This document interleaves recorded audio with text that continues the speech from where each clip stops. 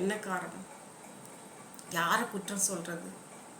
தன்னை பாதுகாத்து கொண்ட அந்த தலைவனுக்கு தன்னை தேடி வந்த மக்களை பாதுகாக்க ஏன் தெரியல? ரொம்ப வேதனையா இருக்கு. அந்த சகோதரர் ஒரு கிறிஸ்தவ சகோதரர் இவ்வளவு நேர்த்திய இந்த வேதாகமம் நமக்கு கற்றுக் கொடுக்கிறது. ஒவ்வொரு காரியத்தையும் இவ்வளவு நேர்த்தியாக செய்யணும், ஒழுங்கும் கிரமமாக செய்ய வேண்டும் என்பதை கற்றுக் கொடுக்குறது. எந்த துறையில இருந்தாலும், சினிமா துறையில இருந்தாலும் வேதத்தை எடுத்து வாசிக்கிறோமா?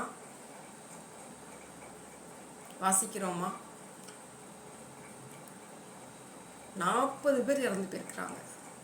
பார்க்க முடியல செய்தி. அரசாங்கத்தை குறை சொல்றோம், ஆளுகை செய்கிறவங்களை குறை சொல்றோம். அவங்க எப்பவும் நம்மளுக்கு முழுக்க 24 மணி நேரமும் நம்மோடு கூட இருந்து பாதுகாப்பு கொடுக்க முடியுமா? நம்ம பிள்ளைங்களை அவங்க மடியில் வச்சு வளர்க்க மாட்டாங்க. நம்ம பிள்ளைகளுக்கு பாதுகாப்பு நம்ம தான்.